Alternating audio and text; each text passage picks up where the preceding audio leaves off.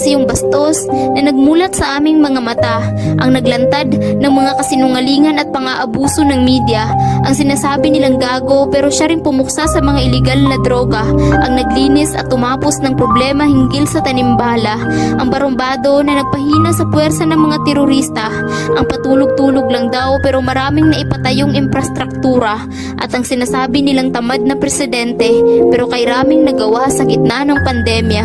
Ikaw yung bastos pero malaki ang respeto sa kalikasan.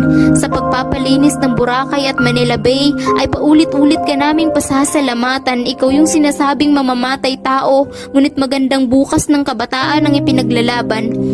Marami man ang galit dahil wala ka raw pakialam sa karapatang pantao. Oo, karapatan ng mga kriminal na napapatay ng mga pulis at sundalo dahil para sa'yo, mas mahalaga ang buhay ng bawat inosenteng Pilipino. Kapag may napapatay ng mga kriminal at terorista sa bakbakan, ang iyong mga kritiko ay nagsisilabasan, gumagawa ng ingay sa social media at nagpoprotesta sa mga daan.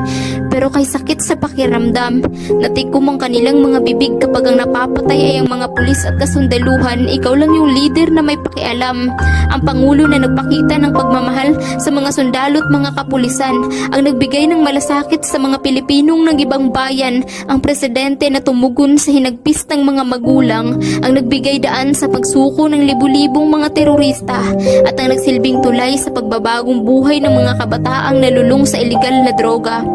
Hindi sapat ang ilang taon mong panunungkulan, itinaas mo ang pamantayan ng isang leader na dapat ay humahawak sa pinakamataas na kapangyarihan. Pero sabi nga nila na mas mabuti na yung nabigyan mo kami ng kahit 6 na taon kaysa sa hindi man lang kami nabigyan ng kahit konting pagkakataon. Ang pagsaludo sa iyo ay hindi sinyalis ng pagiging isang panatiko. Masama bang purihin ka at pasalamatan sa pagiging isang mahusay na pangulo dahil sa kabila ng mga walang kabuluhang mga kritisismo at sa pilit na pagpapabagsak sa iyo ng mga oligarko, wala kang ibang kakampi kundi kaming mga Pilipino.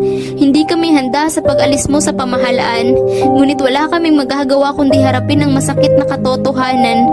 Magwawakas man ang iyong panunungkulan at babalik ka man sa pagiging isang sibilyan, mag-iiwan ka naman ng katiyakan sa aming mga puso't isipan.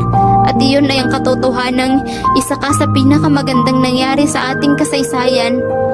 Sa pagtatapos ng iyong termino at sa nalalapit na pagbaba mo sa palasyo, nais ko lang iparating sa iyo mula sa akin kasama ng milyon-milyong mga Pilipino. Maraming salamat po, mahal naming Pangulo.